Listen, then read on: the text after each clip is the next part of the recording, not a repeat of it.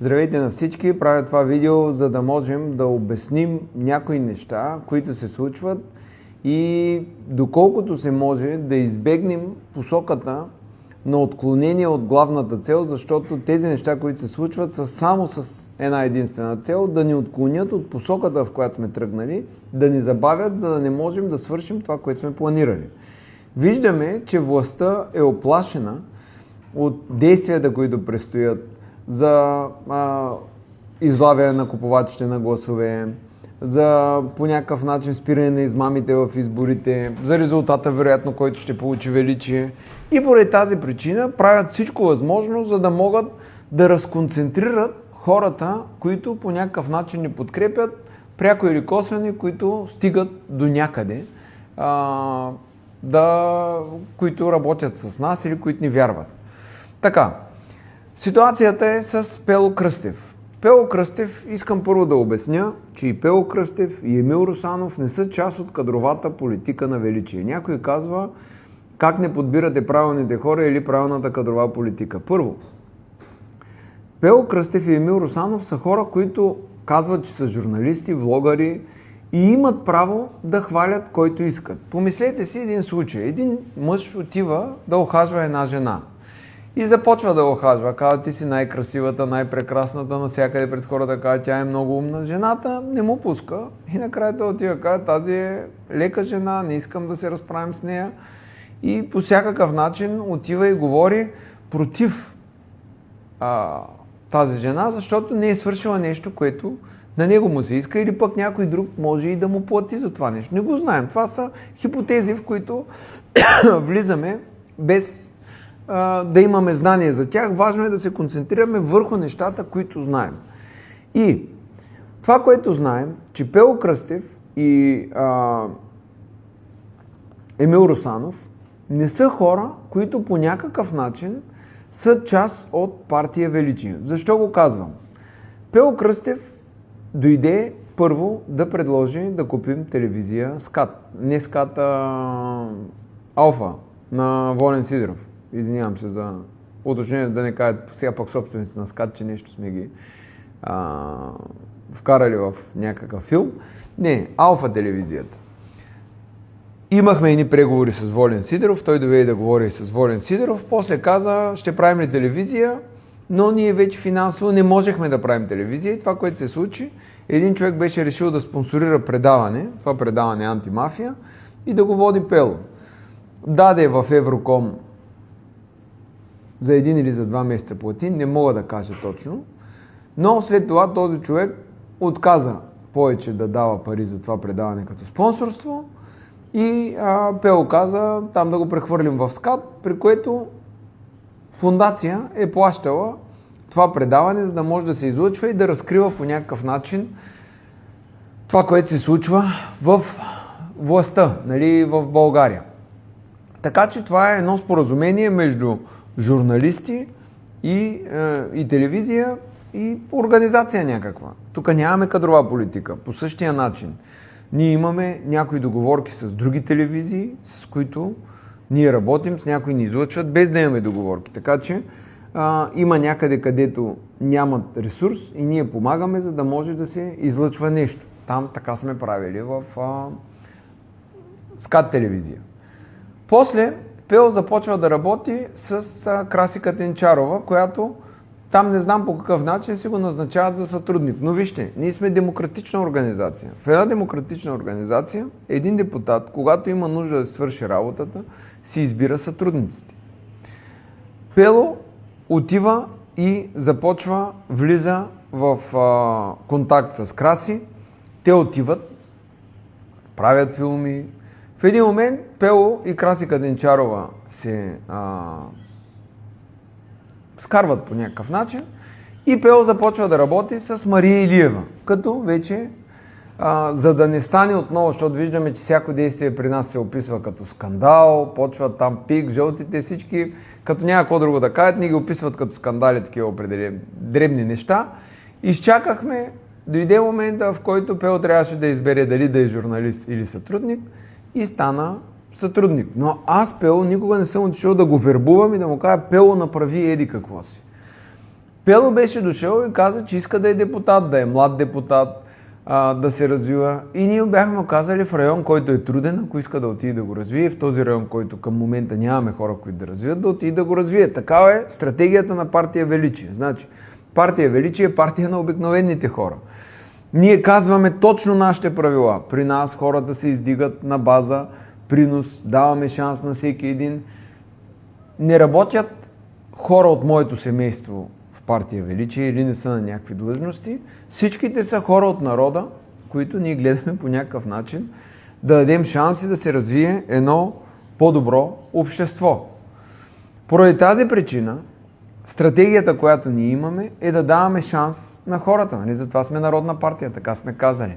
Нито търсим някой да дойде да ни даде някакви пари. Ето, между другото, има някъде предложение да ни дадат пари, за да смахнем един кандидат да е друг. Ние винаги отказваме тези неща, защото имаме точни морал и етика. Няма някой да дойде да каже, те ми искаха пари, за да назначим даден човек някъде да отиде и да е на пост. Напротив, при нас винаги постовете се заемат от хората, които са се доказали, или когато за дадено място няма доказал се човек, някой казва, аз ще го развие и ние даваме тази възможност. Това е нещото, което се е случило с Пело Кръстев.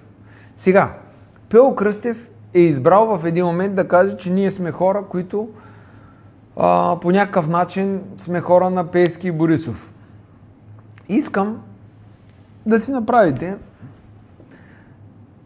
един анализ.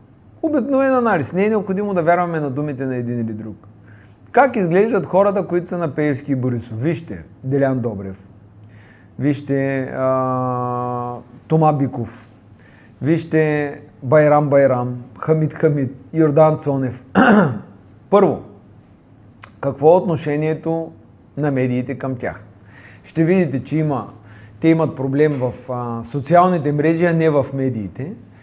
А обратното, вижте какво е отношението към Ивелин Михайлов и партия Величие. Вижте, може да се поразпитате навсякъде какво е финансовото ми състояние. Второ, много хора могат да кажат, че съм отказал, че ме е страх все едно да не ме вкарат в ареста, ама те вкараха моите хора в ареста. Нали? Включително дали ще вкарат и мен или не, всички го видяхме цирка. Те унищожиха целият бизнес, всичко, което имаме. Значи ние сме хора на Пеевски и Борисов, а нас не унищожават, въпреки че сме създали много неща. Искам да видим случаи на обществен проблем в държавата, който ние да не сме отшли да се преборим. Борихме се за Байрибан и продължаваме да се борим. Показахме напоителните канали, които са направени от Пеевски и Борисов. Показахме крадената ВИК система с точен анализ, която е отново на Пеевски. Показахме в Плевен проблемите предварително и дадохме решения, които са на Борисов, на ГЕРБ. Показахме сметищата в цялата страна, които са на Борисов и Пеевски, защото РИОСВ-тата обикновено ги държат хора на Пеевски, на ДПС. Показахме кражба, защото този от Бърт не е видял какво се случи. Показахме кражба на къмпинг 90,5 декара, който е за около 450 милиона, с доказателства, с документи от Министерството на земеделието, горите и храните и с кражбата, която се е извършила в община Аврен, където казва се, че кмета на община Аврен от Емил Радев, евродепутата, по някакъв начин е протектиран. 100% го показахме. Показахме Дънката, как краде имот във Варна незаконно строителство, което се прави. Цялата последователност показахме. Показахме как се крадат Дънката е купувач на гласове за ГЕРБ. Показахме как се крадат имоти крайбрежни и във Варна, където се правят големи проблеми. Показахме в София незаконното сметище, което е между Младост и Горубляне, което пак е проблем на ГЕРБ и на ДПС. В Гълъбово проблем на ДПС. Или трябва да видим, ние само показваме, застанахме срещу ареста на кмета на Варна, който пък е от ППДБ, а го арестуваха ГЕРБ и ДПС. И ние бяхме единствените, които застанахме. Единствените, които подкрепиха меч, когато им разбиха парламентарната група и после другите тръгнаха. Ние бяхме също единствените, които подкрепяхме АПС, когато ДПС на Делян Пеевски ги разфасоваше. Или при нас всички действия, които виждаме, всички действия, те са много, ние имаме даже филм за нещата, които сме правили, са срещу ДПС и ГЕРБ. В същия момент Бърт, които нито един път не са разследвали Иво Прокопиев, отиват и казват аз какви връзки съм имал с Силвия Попова, която е жената на кмета на Пазарджик, за която 10 пъти имаме едно и също нещо, което сме говорили. Аз с Силвия Попова съм приятел от 2005 година. Работим заедно от 2005 година, мъже става кмет 2007 година. Проверимо е. Фирмите не са взели една европейска поръчка, една общинска и една държавна. Те изцяло са в частния сектор, изцяло са с обществена полза. Или това нещо, което се е случило, тези фирми до една, те са се развили на база пазарен принцип и няма нищо, което да е обезпокоително с тях. Обратното, Бърт и другите казват една камара лъжи. Но след всяка тяхна лъжа, никой не отива да казва защо тези медии лъжат, които дори не знаят кой е адвоката, кой счетоводителя, прехвърлят фирми, как се били давали пари за заплати на Силвия Попова в дадена фирма, то се оказа, че не е така, една стотинка не е взела там и много други неща. Но добре, аз показвам 1000 неща, които са лъжи, хората нищо не казват. Не е да кажат, тези повече няма да ги гледаме, няма да ги слушаме, а когато кажат 1001-та, пак трябва да се обяснявам и пак за едно и също нещо. После, жена ми е репресирана. За Киро Брейка видяхме 120 000 лева как му правят обезпечителен запор и ще направят още 200 000 или 320. Ако ги сметнем на 4-те сметки, ще станат 1 280 000 лева общия запор, който са направили. 1 280 000 лева общия запор. Той човек е убит. Той не може да си плати сметката за тока. В същия момент това нещо се прави за жена ми, прави се и за мен, но аз трябва да отида да ги плащам. Откъде бе? Значи, вие казвате, аз съм на Борисов и Пеевски. Що ми ги правят? Вие видяли сте на Борисов и на Пеевски на някой да му правят? Откъде да ги платя? И за кое да плащам? Направили са нещо, с което убиват бизнес, репресии, нарушават конституционните им права, правата на човека. Това, което се случва от обществото, вместо да имаме защита, аз трябва да се обяснявам, че съм репресиран. И работя в полза на хората постоянно. Сега има избори. За тези избори ние отказваме. И аз мога да... 100 пъти съм показвал. И може да покажем, показал съм и съобщение, с което ми предлагат пари и други неща. Нищо. То трябва да отида да го покажа черна-бяло. И като го покажа черна-бяло, какво ще стане? Пак нищо. Пак след това ще кажат, ама Евелин еди какво си, пак аз трябва да се обяснявам, а другите хора нищо не трябва да правят. И тук въпросът ми е такъв. Пео Кръстев, като какъв журналист се определя? Всеки журналист трябва да има посока. Ако той е разследващ журналист, той трябва да тръгне от големите неща към малките. Има едно предаване, което се казва то семейни войни ли беше или семейно правосъдие нещо. Сега ще обясня какво е това предаване. Ходи един репортер по ромските махали и почва. Ама ти не знаеш, той как... съдебен спор, да. Ти не знаеш как този управи еди коя си, еди що си. Това е семейен спор. Сега, ако си журналист от типа на семейен спор, съдебен спор, и отиваш и казваш личните неща, виж, примерно някой може да снима друг как ходи до тоалетна. Да се чуват неприятни звуци и някой, примерно, дори да усеща миризми, да казва, ето виж, и всички да кажат, виж го този човек как ходи до тоалетна. Аз мисля, че всички ходят до тоалетна и всички са изпадали в такава ситуация. Но ако някой показва тази ситуация, това не е сериозен журналист. Някой, ако тръгва с лични неща, кой човек говорил за всеки? Аз мога да ви кажа в 99% от семействата и хората, те отиват и се са недоволни от някой и се оплакват от някой. 99. Има 1% праведни хора, които не го правят. Но 99% са така. Но когато отидем на лекар, ние не питаме лекаря какви проблеми има с жена си, изневерява ли, казал ли е нещо против друг лекар, а ни интересува неговата възможност този лекар да ни излекува. По същия начин, когато имаме политици, ние трябва да видим политиците, които унищожават България и такива, които по някакъв начин могат да съградят нещо или да направят полезно. На тази база трябва да съдим хората. Отново казвам, никога в живота си не съм ползвал 1 лев европейски пари, 1 лев държавни и 1 лев общински. Това обаче, което виждам, срещу мен е страшна омраза за това, което сме направили, защото е било с парите на хората. То всичко е с парите на хората. Магазините, които продават наистина некачествени продукти, защото продуктите са некачествени, до един тези магазини, те вземат парите на хората и ги лъжат, защото хората не знаят какво се случи после с тях. Така са и магазините, не са до един магазин, има и магазини, които са за хубави продукти и храни, но са малко.